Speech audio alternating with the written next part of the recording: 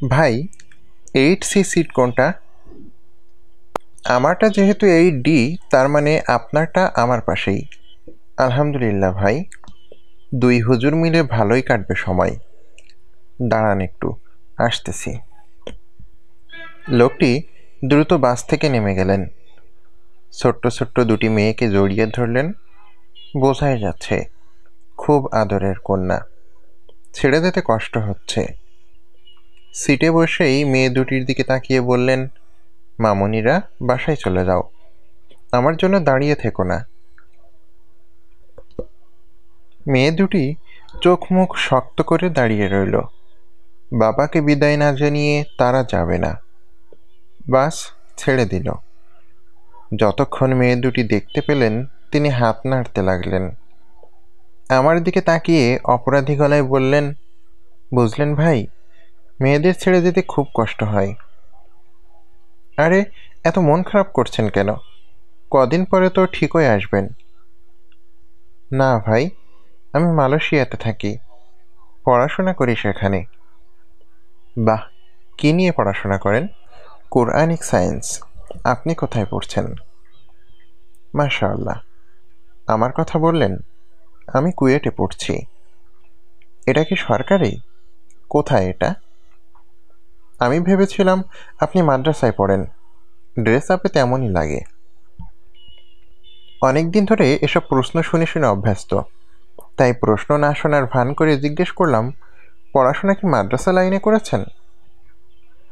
লোকটি হাসি মুখে বলল, জি ভাই, 17 বছর পর্যন্ত মাদ্রাসাতেই পড়েছি। হঠাৎ করে কোরআনিক সায়েন্স সাবজেক্টের নাম শুনে পড়তে ইচ্ছে হলো, ব্যাস চলে গেলাম মালয়েশিয়াতে। বারাকাল্লাহু লাকা।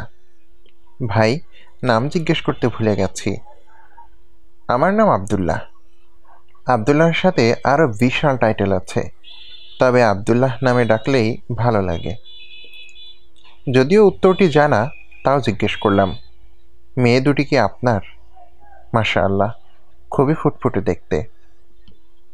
আলহামদুলিল্লাহ, আল্লাহর নিয়ামত। আল্লাহ যাকে খুশি তাকে দান করেন। যার যে বিষয়ে আগ্রহ সে তো তাই জিজ্ঞেস করবেন, তাই মুখ ফুসকে বলেই ফেললাম, ভাই, বয়স তো খুব বেশি মনে হচ্ছে না আপনার। মাশাআল্লাহ, 2টি মেয়েও আছে। বিয়ে কবে করেছেন? বলা ঠিক হবে কিনা তা নিয়ে অনেকক্ষণ ভেবে খুব বড় অপরাধ করে ফেলেছেন এমন ভঙ্গিতে আব্দুল্লাহ ভাই বললেন, আসলে হয়েছে কি ভাই, সমস্যা বাধে যখন আমার বয়স 17 কি 18। মাদ্রাসায় নানান ফিকহের কিতাব পড়ি, স্বামী স্ত্রীর অনেক মাসলা মাসাইল থাকে, পড়ি আর ফিতনা বাড়ে। রোজা রাখি, তাও কষ্ট হয়। আমি মনে মনে বললাম, বাছাধন, মাসাআলার কিতাব পড়ে এই অবস্থা। আসরের পর যদি একবার তোমার এই কুয়েটের সেন্ট্রাল মসজিদ থেকে আইসিটি বিল্ডিং পর্যন্ত নিয়ে আসা যায় তো মাথা ঘুরে পড়ে যাইতা। জ্ঞান ফিরলে খালি বলতা, হয় বিয়া করুম নইলে মরুম। আব্দুল্লাহ ভাই বলে যাচ্ছেন। তারপর মাকে বুঝিয়ে বললাম। মা রাজি হলেন। নানি আমাকে অনেক বোঝালেন, এত কম বয়সে বিয়ে করলে সবার কাছে আমার দাম কমে যাবে। এত দাম দিয়ে আমি কি করব? নিজের ইমানই বাঁচানো যাচ্ছে না। পুরো দমে পাত্রী দেখা শুরু হলো। অল্প সময়ে একজনকে পছন্দ হয়ে গেল।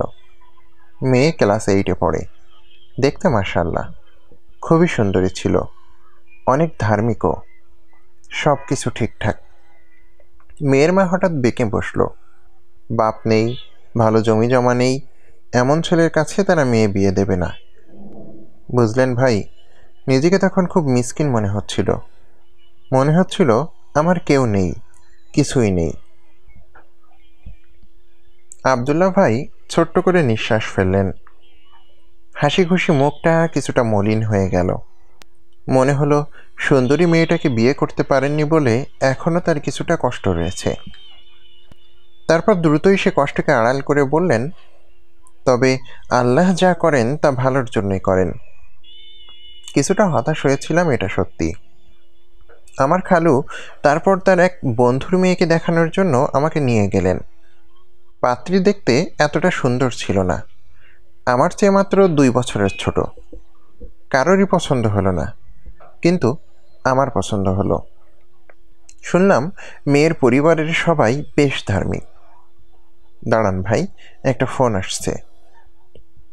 ফোনের অপর পাশের কাউকে আব্দুল্লাহ ভাই আদর মাখা ধমকের সুরে বলছেন, আহা মা কান্দে কেন? কান্দতে না করো। আমি কি লাশ ঘরে চলে যাচ্ছি নাকি? 1 বছর তো ঠিকই আম্মু। আরে কি মুশকিল, তুমিও কান্না শুরু করলে নাকি? আপনজনের সাথে কি অকৃত্রিম গলায় কথা বলছেন, শুনতেই ভালো লাগছে। অনেকক্ষণ পরে তিনি ফোন রাখলেন। আমার দিকে তাকিয়ে বললেন, মেয়ে মানুষের মন, তার উপর মায়ের মন, খালি কাঁদে। ভাই, কি যেন বলছিলাম? আপনার খালু মেয়ে দেখাতে নিয়ে গেছেন, আপনার পছন্দ হলো? জি ভাই, মেয়ে পছন্দ হলো। আমার খালু চিন্তা করলেন এই পাত্রে হাতছাড়া করা যাবে না। সেদিনই বিয়ে ঠিক হলো। মাইক্রোতে করে আমার বাসা থেকে কিছু আত্মীয় আর প্রতিবেশীদের আনা হলো। ভাই কি বিরক্ত হচ্ছেন? মোটেও না, সবাই কথা বললে শুনবে কে? আপনি বলতে থাকুন, আমি শুনছি, মন দিয়েই শুনছি। তো ভাই, কিছু বোঝার আগেই বিয়ে হয়ে গেল। সেদিনই বাসর হলো। আমি তো খুবই অবাক, মনে হলো ঘোরের মধ্যে আছি। বাসর রাতে বউকে দেখে সে ঘোর আরও বেড়ে গেল। মেয়েপক্ষ তেমন সচ্ছল ছিল না, ওরা তাও সাধ্যমতো চেষ্টা করেছে আপ্যায়নের। কিন্তু আমার এলাকার লোকজন খুব কথা বলল এটা নিয়ে। হাজী সাহেবের পোলা কি ফকিন্নিরে ঝিরে বিয়ে করছে? এই কয়টা লোকও খাওয়াইতে পারল না। ভাই, আপনি বলেন, লোক খাওয়ানো কি মেয়ে পক্ষের দায়িত্ব? রাগ উঠে গেল। বাসায় গিয়ে বড় করে অনুষ্ঠান দিয়েছি, সবাইকে ইচ্ছে মতো খাওয়া দাওয়া করিয়েছি। আমার আগ্রহ তো অন্যদিকে। হাসি গোপন করে বললাম, ভাই, এত কম বয়সে বিয়ে করেছেন, বিয়ের পর অভিজ্ঞতা কেমন? আমার কথা সম্ভবত কিছুটা মনক্ষুণ্ণ হলেন তিনি। ভেবে বসলেন আমি হয়তো কম বয়সে বিয়ের বিপক্ষে। কিছুটা প্রতিবাদী গলায় বললেন, ভাই, বয়স কম কোথায়? 19 বছর আপনার কম মনে হচ্ছে? আপনার বয়স কত? 20-22-এর কম তো মনে হয় না। সত্যি করে বলেন, আপনার কি একটুও কষ্ট হয় না? একা একা লাগে না? মনের মধ্যে ফিতনা আসে না? তিনি আমার পরিচিত হলে বলতাম, আমার সাথে মজা নিচ্ছেন? আমি বিয়ের বিপক্ষে এটা তো আমার পরিচিত কোনো পাগলেও বিশ্বাস করবে না। বলতে ইচ্ছা করলো মিয়া, মজা লন। মনের কথা গোপন রাখতে হলো। এমন ভাব করলাম যে তিনি এসব বলার আগে আমি বিয়ের গুরুত্বই বুঝতাম না। আমার সামনে তিনি এক জটিল রহস্যের জট খুলে দিয়েছেন। মাথা নাড়াতে নাড়াতে বললাম, জি ভাই, আসলেই ফিতনা, বিবাহ করা জরুরি, দোয়া করবেন। আব্দুল্লাহ ভাই আরও সিরিয়াস হয়ে বললেন, ভাই, বিয়ের যে কি বরকত তা বিয়ে না করলে কখনোই বুঝবেন না। বললাম না, প্রথম রাতে স্ত্রীর দিকে তাকিয়ে মনে হলো ঘরের মধ্যে আছি, স্বপ্ন দেখছি। আমার স্ত্রী বিশ্বসুন্দরী না, কিন্তু আল্লাহর উপর ভরসা করে ধৈর্য ধরার প্রতিদান আল্লাহ তাআলা আমাকে দিয়েছেন। বিয়ের এতদিন পরেও যখন দেখি, আমার ওকে সেই প্রথম দিনের মতোই লাগে। বউটা আমার জন্য কি পরিমাণ কষ্ট যে স্বীকার করেছে। বাবার বাড়িতে কষ্ট করে বড় হয়েছে, আমার এখানে এসেও কোনো সুখ পায়নি, খালি অভাব আর অভাব। একবেলা ভালো খাবার খেলে দুবেলা জোটে না, এমন অবস্থা। কিন্তু কোনোদিন ওর কাছ থেকে অভিযোগ শুনিনি। মেয়েরা তো জানেনি একটু আহ্লাদি হয়, কিন্তু কখনো আমাকে ও এটা দাও ওটা দাও বলে কোনো কিছু আবদার করেনি। আমি নিজ থেকে কিছু কিনে দিলে ও নিজেই শাসনের সুরে বলেছে, সংসারের এমন অবস্থায় এসব কেনার কি দরকার? আমার এমন গরিবী হালতে বিদেশে পড়তে যাওয়া খুবই বিলাসিতা, কিন্তু একটিবারও আমার কাছে ও অভিযোগ করেনি। মোহর হিসেবে ওকে একটা গাই কিনে দিয়েছিলাম, সেটাও আমার বিদেশে যাওয়ার জন্য টাকা তোলার সময় বিক্রি করতে হয়েছে। কথাটা মনে হলেই খারাপ লাগে। আমি ওর হাত ধরে ক্ষমা চেয়েছি, বলেছি, বউ, আমারে মাফ কইরা দিও, আমারে একটু সময় দাও, তোমারে আরেকটা গাই কিনে দেব। ও মাথা নিচু করে আমারে বলে, আপনি যে কি কন, কিনা দেওন লাগবো কেন? আমার যা আছে সবই তো আপনার লাইগা। এই যে ভাই, বিদেশে যাচ্ছি, ওকে ছাড়া যে কি কষ্ট হয় আমার। ওকে বলেছি আমি আল্লাহর ভয় করে ভালো থাকার চেষ্টা করব। তুমিও আল্লাহরে ভয় করো, আল্লাহ কিন্তু সব দেখতেছেন। আব্দুল্লাহ ভাই আবেগপ্রবণ হয়ে গেলেন। কথা বলতে বলতে মনে হয় অন্য কোনো খালে চলে গিয়েছিলেন। সৎবিদ ফিরে পেয়েই বললেন, ভাই মাফ করবেন, স্বামী স্ত্রীর কথা বলে আপনাকে শুধু শুধুই কষ্ট দিচ্ছি। আমার রাতে ফ্লাইট, একটু ঘুমাই, না হলে সমস্যায় পড়ব। আমার বলতে ইচ্ছে হলো, ভাই বলুন, এত সুন্দর গল্প আমি ঘন্টার পর ঘন্টা শুনতে পারবো, একটুও বিরক্ত হব না। চোখের ওপর গামছা রেখে আব্দুল্লাহ ভাই ঘুমিয়ে পড়লেন। সেটি অশ্রু ঢাকতে নাকি আলো থেকে বাঁচতে তা বুঝতে খুব বেশি জ্ঞানী হওয়ার প্রয়োজন নেই।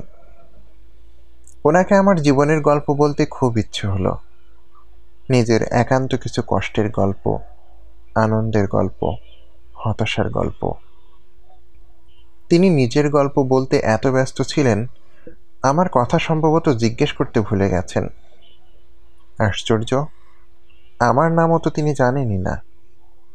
যাই হোক, সবার সব কথা জানতে নেই। হয়তো আমার কথা জানায় ওনার কোনো কল্যাণ নেই, তাই জিজ্ঞেস করতে ভুলে গেছেন। আর ওনার কথা জানা আমার জন্য দরকার বলে হয়তো আল্লাহ আমাকে দিয়ে এত প্রশ্ন করিয়েছেন। হাইওয়ের একপাশে বিস্তৃত ধানক্ষেত, অনেক দূরে কিছু ছনের ঘর দেখা যাচ্ছে। কে জানে কত গল্প এই মানুষগুলোর জীবনের সাথে জড়িয়ে আছে। সন্তানদের গল্প, স্বামী স্ত্রীর গল্প, যে গল্পগুলো কেউ জানে না, কেউ লেখে না। শুধু সহজ সরল ওই মানুষগুলোই জানে, আর ওপর থেকে আল্লাহ সুবহানাহু ওয়া তাআলা দেখেন, ঢেলে দেন তার অফুরন্ত বরকত। হঠাৎ করেই ওই গ্রামগুলো বড্ড আপন মনে হলো। সেখানকার মানুষগুলোকে নিজের মনে হলো, যাদের অনেক বড় ডিগ্রি নেই, খুব বেশি অর্থ সম্পদও নেই, তারপরও কোনো এক অবাক করা উপায়ে জীবন তাদের টিকে থাকার শিক্ষা দিয়ে দেয়। যে দেশে শহরের শক্ত কংক্রিটের দেয়ালে একের পর এক সম্পর্ক তাসের ঘরের মতো ভেঙে পড়ছে, সেই একই দেশের নড়বড়ে মাটির ঘরে তৈরি হচ্ছে ইস্পাতের মতো মজবুত সম্পর্ক। তাই শত প্রতিকূলতা সত্ত্বেও তারা জীবনসঙ্গীর সুখ দুঃখের অংশ হতে জানে, মনের কষ্টগুলোকে গোপন করে বলতে জানে, আপনি যে কি কন, কিনা দেওন লাগবো কেন?